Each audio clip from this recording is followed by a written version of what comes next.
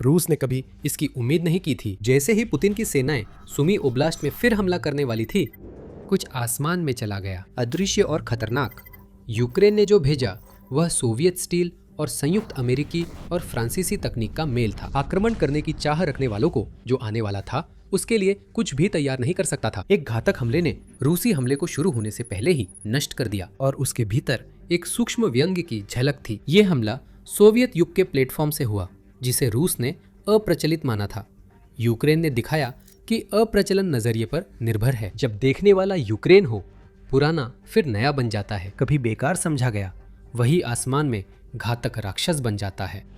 हम राजीवका गांव की ओर बढ़ते हैं, या सही कहे तो सूमी स्थित उस गांव से कुछ किलोमीटर दूर जहां रूसी कमांडर योजना बना रहे थे। गांव पर हमला किया जाना था, एक इतना शक्तिशाली हमला कि बस्ती पर कब्जा किया जा सके। शायद इसे पुतिन के सूमी में अपने उद्देश्यों को आगे बढ़ाने के लिए इस्तेमाल करने की मंशा के साथ। ये यूक्रेनी ओब्लास्ट रूस के लिए बहुत मायने रखता है। यूक्रेन और रूस की सीमा पर स्थित सूमी को पुतिन लंबे समय से एक ऐसी जगह के रूप में चाहते हैं जहां वो एक बफर जोन बना सके। रूस हाल में उस जोन को बनाने की कोशिश कर रहा है। अप्रैल 2026 की UKRI इन्फॉर्म रिपोर्ट के अनुसार देश की सेनाएं सीमा गांव पर कब्जा करने की कोशिश कर रही है। रूस की नजर में आदर्श स्थिति में रूसी सेनाओं की एक विशाल पंक्ति ओब्लास्ट के एक छोर से दूसरे तक फैली होती, जिससे यह सुनिश्चित हो सके कि यूक्रेन फिर कभी अगस्त 2024 में हुई कर्स्क की अपमानजनक जवाबी घुसपैठ जैसी कोई घटना अंजाम न दे सके। और उस बफर के स्थापित हो जाने के बाद रूस उन सैनिकों को जिन्हें वह सुम्मी की मौत की चक्की में बलिदान कर रहा है पूर्व की ओर तैनात कर सकेगा। रूस डोनेट्स्क और डोनबास पर कब्जे के लिए दबाव बना रहा है। रूस की सबसे अच्छी योजनाएं भी विफल हो जाती है। जब रूसी सेना राजीवका पर हमले की तैयारी कर रही थी, यूक्रेन सब देख रहा था। रूस के बढ़ने पर यूक्रेन देखता रहा। स्ट्राइक और टोही ड्रोन से समर्थित हमला टुकड़ियां सीमा के उस पार तेओकिनो में थी, जो कुर्स्क क्षेत्र का हिस्सा है। यूक्रेन ने यह सब वास्तविक समय में देखा, शायद उपग्रह चित्रों की मदद से, जो अब यूक्रेन की सेनाओं तक लगभग उतनी ही जल्दी पहुंच रहे हैं जितनी जल्दी वे बन रहे हैं। देश की किलचेन 90% तक घटा दी गई है। रूसी सेनाएं आगे बढ़ी तो यूक्रेन ने जवाबी कार्रवाई शुरू की। सनफ्लावर टेलीग्राम चैनल, जिसने आने वाले हमले की रिपोर्ट दी थी, बताता है कि कैसे दुश्मन ने UAV की मदद से तेओकिनो से राजीवका की ओर बढ़ने की कोशिश की। चैनल के अनुसार TRO लड़ाकों ने हमला करने वाले समूहों और UAV लॉन्चरों की जगह का पता लगाकर विमान वहां भेजा। यूक्रेन ने रूसी आक्रमणकारियों के इकट्ठा होने और अपनी कार्रवाई शुरू करने का इंतजार किया। फिर यूक्रेन ने हमला किया, लेकिन इस बार यूक्रेन ने उन मध्यम दूरी के ड्रोन से हमला नहीं किया जो यूक्रेन के अन्य हिस्सों में रूसी रसद और सैनिक जमावड़ों को तबाह कर रहे हैं। इस बार नुकसान उस विमान ने किया जिसे लंबे समय से पुराना और बेकार समझा जाता रहा है। MiG-29 ने उड़ान भरी, इसमें शायद कोई समस्या नहीं थी, लेकिन सोवियत युग का यह विमान उन घुसपैठियों के पास जाने का इरादा नहीं रखता था। ये दूरी बनाकर ही रहा और वहीं से इसने अमेरिकी और फ्रांसीसी मारक क्षमता का विनाशकारी मेल इस्तेमाल किया और रूसी सैनिकों को तबाह कर दिया। यूक्रेन के MiG-29 ने अमेरिकी GBU-39 छोटे व्यास वाले बम और फ्रांसीसी ASM हैमर बम दागे। रूस ने इन्हें रोकने की कोशिश की। मिलितार्नी की रिपोर्ट के मुताबिक आक्रमणकारियों ने एक पश्चिमी हथियार पर 4 वायु रक्षा मिसाइलें दागी। उन सभी मिसाइलों का निशाना चूक गया। रूस चाहता था कि ऐसा न हो और जवाबी हमले की फुटेज इसका कारण बताती है।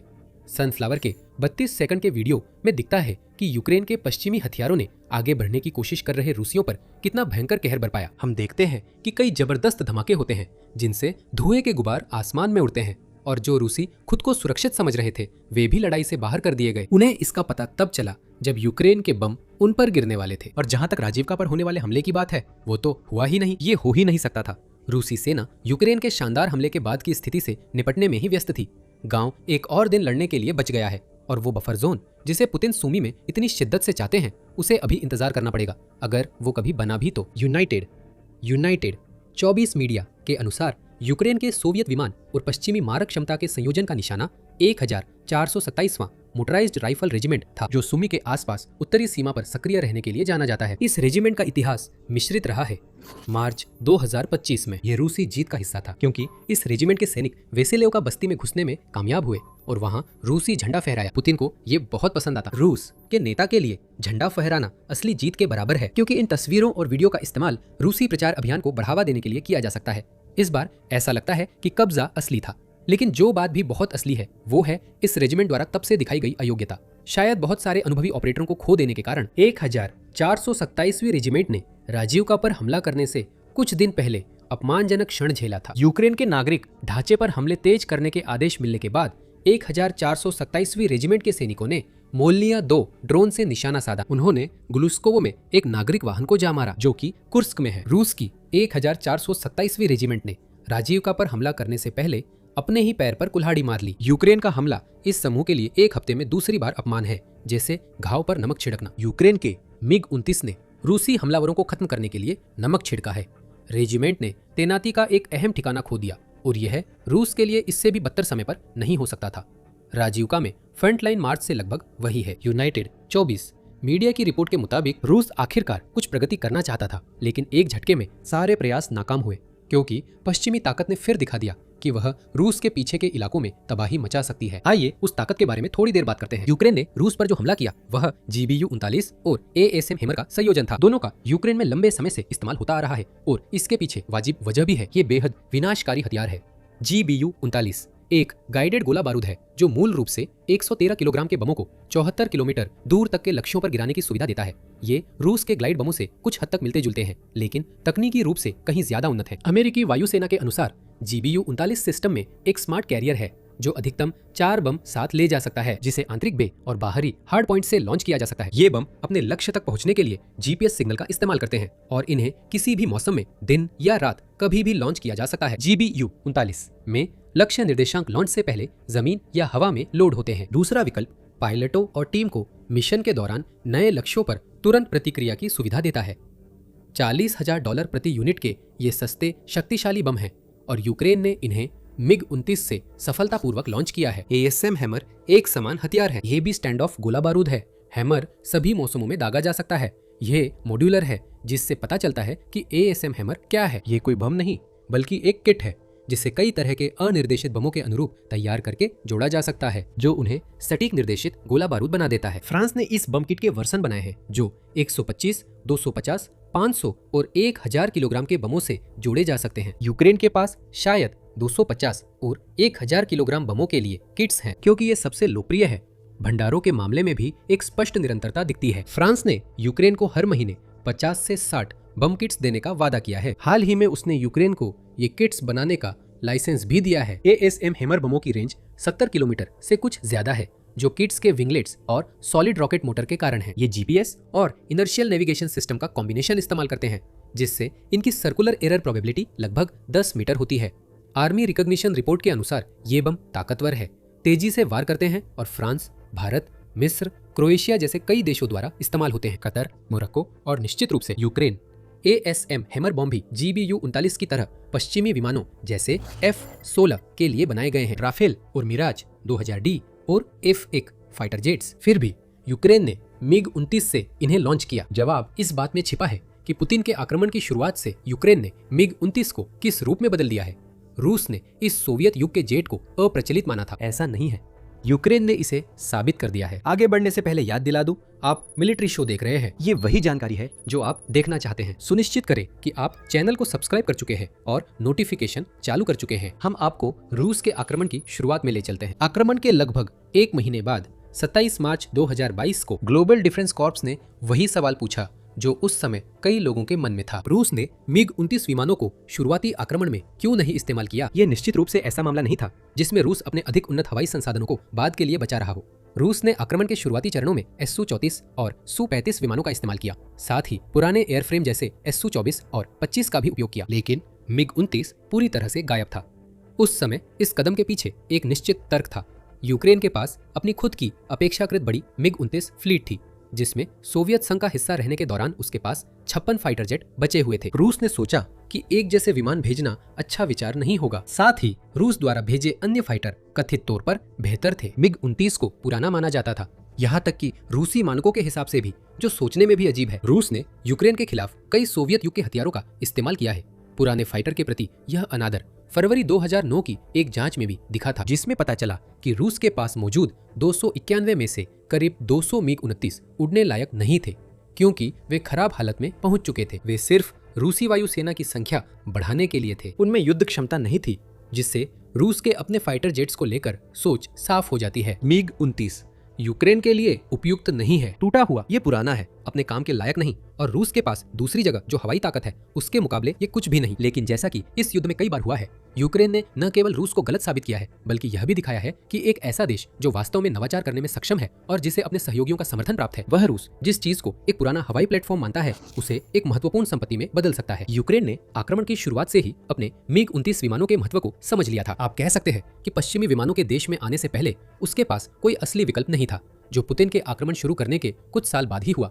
लेकिन यह तर्क तब टिकता नहीं है जब इसे सितंबर 2025 की एक मिलिट्री वॉच मैगजीन की रिपोर्ट के सामने रखा जाता है, जिसमें खुलासा हुआ था कि यूक्रेन ने अजरबैजान से MiG-29 लड़ाकू विमान खरीदे हैं। काकेशस राज्य ने उन्हें सेवा से हटा दिया था। युद्ध में यूक्रेन को पोलैंड और स्लोवाकिया से भी MiG-29 विमान मिले, जो हमें कुछ महत्वपूर्ण दिखाता है। यूक्रेन इन विमानों की अहमियत समझता है जो रूस नहीं समझता। इसका एक कारण यह है कि MiG-29 वायु रक्षा साधन के रूप में उपयोगी है। मिलिटार्नी के अनुसार यूक्रेन देश भर में वायु रक्षा के लिए MiG-29 इस्तेमाल कर रहा है। संभावना है कि ऐसा इसलिए है क्योंकि ये विमान अभी भी ड्रोन और अन्य प्रक्षेपास्त्रों को मार गिरा सकते हैं। MiG-29 भले ही पुराना है, लेकिन यह शाहिद जैसे सबसे बेहतरीन ड्रोन से भी कहीं ज्यादा तेज है। जेट में लगी एयर टू एयर मिसाइल्स उन ड्रोन्स को तुरंत आग का गोला बना सकती है। यूक्रेन ने सुमी सीमा पर MiG-29 का इस्तेमाल वैसे नहीं किया।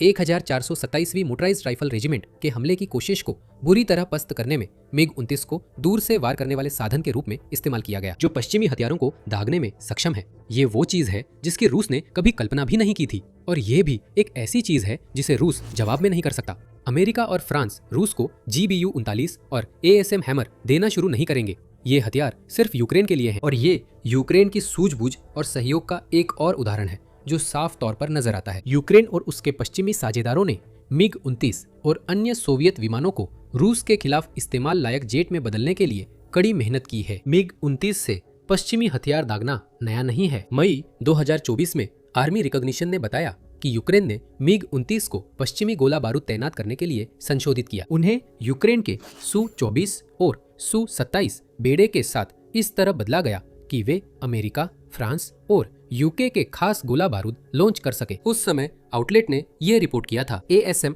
हैमर बमों का नाम लेकर उल्लेख किया गया था, साथ ही अमेरिकी JDAM और ब्रिटिश पेवे 4 स्मार्ट बमों का भी। दूसरों ने भी ऐसा किया, जिसमें सोवियत एयरफ्रेम्स की इलेक्ट्रॉनिक्स को नए पश्चिमी हथियारों के अनुरूप फिर से वायरिंग करना शामिल था। यूक्रेन MiG-29 का आधुनिकीकरण जारी रखे हुए है, जिन्हें रूस ने अप्रचलित कहा था। जनवरी 2026 में डिफेंस एक्सप्रेस ने बताया कि यूक्रेनी MiG-29 भी इस तरह संशोधित किए गए हैं कि वे अमेरिकी ERAM मिसाइलें दाग सके। इसका मतलब है कि यूक्रेन अपने पुराने एयरफ्रेम कम से कम 2030 तक चला सकेगा। हमलों को स्टैंड ऑफ रेंज से करना जरूरी है, लेकिन यूक्रेन को यह स्वीकार्य है। इससे साबित हुआ कि MiG-29 और पश्चिमी हथियार रूस के खिलाफ असरदार है। अब रूस को अपने ही फाइटर जेट को कम आंकने का खामियाजा भुगतना पड़ रहा है। ऐसे MiG-29 जो GBU-39 गिरा सकते हैं, ASM हैमर्स समेत कई हथियार यूक्रेन को दर्जनों किलोमीटर दूर मौजूद मजबूत लक्ष्यों पर हमला करने की ताकत देते हैं। कोई बड़ी बात नहीं है, है ना? शायद टियोकिनो में उस हमलावर समूह के लिए ये बड़ी बात है जिसे अभी एक फाइटर जेट ने नष्ट कर दिया, जबकि उनके कमांडर उसे अप्रचलित मानते थे। यूक्रेन ने सोवियत युग की विरासत को आधुनिक युद्ध हथियार बना दिया है। यूक्रेन के MiG-29 को स्टैंड ऑफ रेंज के लिए मॉडिफाई किया गया है, इसलिए रूस कुछ नहीं कर सकता जब तक यूक्रेन के पायलट रूस की एयर डिफेंस रेंज में गलती से न पहुंचे। अब ऐसा नहीं हो रहा, कम से कम अब नहीं। यूक्रेन ने रूस की अपनी ही ग्लाइड बम रणनीति को उसके खिलाफ इस्तेमाल किया है, एक पुराने प्लेटफॉर्म का इस्तेमाल करके, जिसे अब एक नई जिंदगी मिल गई है। रूस को उम्मीद है कि हमले के बाद भी उसे कुछ हासिल हो सकता है। किसी समय यूक्रेन के पास पश्चिमी हथियार खत्म हो सकते हैं जो उसके MiG-29 ने अभी इस्तेमाल किए हैं, है ना? GBU-39 की बात करें तो ऐसा ही हो सकता है। अमेरिका ने 31 मार्च के बाद यूक्रेन को नई सैन्य सहायता नहीं दी, और ऐसा लगता है कि इस रुख में कोई बदलाव आने की संभावना नहीं है। इसका मतलब यह नहीं कि GBU-39 अब यूक्रेन नहीं जाएंगे। अब दान देने की बजाय यूक्रेन या उसके साझेदारों को पर्ल इनिशिएटिव से खरीदना होगा। जैसा पहले बताया गया, ASM हैमर की स्थिति अलग है।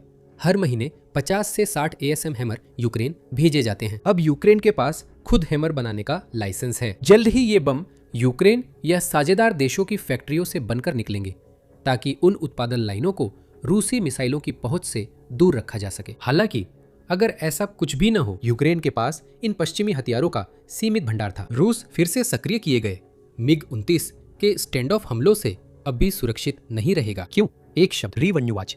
शायद बोलने में थोड़ा मुश्किल है, लेकिन यही एक शब्द रूस की हर उस उम्मीद पर पानी फेर देता है कि यूक्रेन के पास कभी न कभी वे गाइडेड बम खत्म हो जाएंगे, जिनका इस्तेमाल उसने राजिवका पर चढ़ाई करने निकले रूस के तथाकथित आक्रमणकारियों को तबाह करने के लिए किया था और कई दूसरे लक्ष्यों को भी। ये शब्द मोटे तौर पर बराबरी करने वाला या समानता लाने वाला के रूप में अनुवादित होता है, जो इस ओर इशारा करता है कि यूक्रेन इसे कैसे देखता है। रेवन युवाच एक हथियार है और ये कोई आम हथियार नहीं है। ये रूस के गाइडेड बमों के जवाब में यूक्रेन का हथियार है और ऐसा हथियार है जिसे यूक्रेन तब भी बना सकेगा अगर किसी वजह से पश्चिमी गाइडेड बमों की उसकी सप्लाई खत्म हो जाए। अमेरिका के JDAM-ER से 3 गुना सस्ता यह इक्वलाइजर 250 किलोग्राम वारहेड के साथ लगाया जा सकता है, जिसकी तैयारी में 30 मिनट से कम समय लगता है। हालांकि इसे शुरू से बनाया गया है। यह हथियार मोर्चे के पीछे मौजूद रूसी ठिकानों पर हमला करने की वही जरूरत पूरी करता है जिसमें MiG-21 जैसे विमान का इस्तेमाल होता है। यह मूल रूप से ग्लाइड बम का यूक्रेनी संस्करण है। इसमें आधुनिक गाइडेंस एल्गोरिदम है जो सटीकता बढ़ाते हैं और संभवतः इलेक्ट्रॉनिक युद्ध के खिलाफ कुछ प्रतिरोध भी देते हैं। अगर आपने पहले GBU-39 या ASM हैमर के बारे में सुना है तो बताएं। इक्वलाइजर दिन रात या किसी भी मौसम में तैनात हो सकता है और यूक्रेन ठीक यही कर रहा है। 24 जून को यूनाइटेड 24 मीडिया ने बताया कि इक्वलाइजर ने रूसी फ्रंटलाइन पर पहली स्ट्राइक की। यूक्रेन ने छोटे स्तर पर शुरुआत की है, लेकिन उसने अपनी नई गाइडेड बम का इस्तेमाल एक खाई पर हमला करने के लिए किया। संभावना है कि इसके बाद उसने अन्य लक्ष्यों पर भी हमला किया है, क्योंकि यह हथियार निश्चित रूप से Su-24 फाइटर जेट से लॉन्च किया जा सकता है और बहुत संभव है कि यूक्रेन के अन्य सोवियत युग और पश्चिमी फाइटर जेट्स के साथ भी संगत हो। तो नहीं, रूस यूक्रेन के गाइडेड बमों से राहत नहीं मिलेगी। चाहे पश्चिमी हथियार हो या यूक्रेन के बनाए बम, वे आते रहेंगे। जैसा कि हमने राजिवका पर हुए असफल हमले में देखा, वे MiG-29 जिन्हें रूस अप्रचलित मानता था मुख्य डिलीवरी प्लेटफॉर्म बनेंगे। एक राक्षस जन्मा है। सोवियत और पश्चिमी ताकत व धातु का मेल है। रूस के पास इसका जवाब नहीं है और जैसे जैसे खतरा बढ़ेगा वह कुछ नहीं कर पाएगा। जहां तक यूक्रेन की बात है, वह रूस को चोट पहुंचाने के नए नए तरीके ढूंढता जा रहा है। जुलाई में इससे पहले उसने फिर क्रीमिया में रूसी विमानों पर ऐसा हमला किया जैसा हमने पहले कभी नहीं देखा। इस हमले में ड्रोन थे, नया उभयचर हमला और लड़ाकू गोताखोरों का उपयोग हुआ। अगर आप और जानना चाहते हैं, हमारे पास आपके लिए अगला देखने के लिए एक बेहतरीन वीडियो तैयार है। और अगर आपको ये वीडियो पसंद आया तो हम चाहेंगे कि आप मिलिट्री शो में हमारे साथ जुड़े, सब्सक्राइब करें और नोटिफिकेशन ऑन करें ताकि आप कोई वीडियो मिस न करें। और हमेशा की तरह देखने के लिए आपका धन्यवाद।